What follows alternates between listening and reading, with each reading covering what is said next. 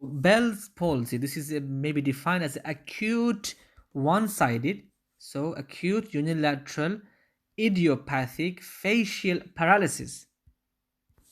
So this is a lower motor neuron palsy, which is diagnosed by exclusion. In terms of the causes, it's idiopathic, but there are also some role that has been investigated, such as herpes simplex virus. Okay, clinical features, very very important, focus on this one. So I mentioned to you guys a lower motor neuron palsy, so therefore the forehead will be affected. The patient will may have post-auricular pain, which will be before the paralysis. Also dry eyes is very important. Dry eyes, let's draw the eye here, so you don't forget it.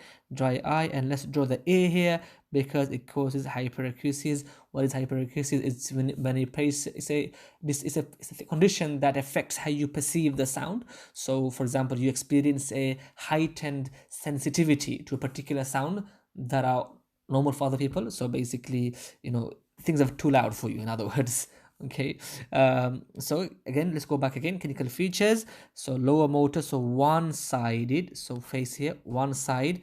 All of this will be, you'll have palsy, you'll have weak, you'll have paralysis of this one.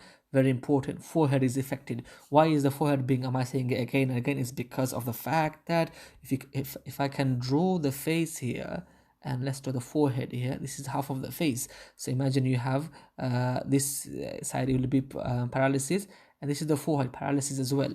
Very important, because upper motor neuron lesion, like a stroke, will spare, will not affect the forehead.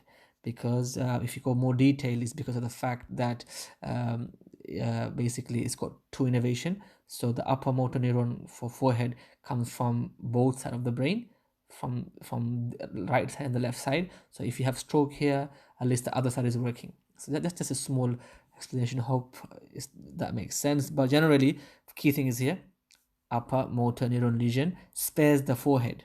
Okay. Now, so Bell's palsy, forehead is affected. Management. Okay, so prednisolone can be given within the first 72 hours from the onset. And very important, I mentioned to you guys, dry eyes. So you need to look about, take care of the eye. So artificial tears or eye lubricant should be considered.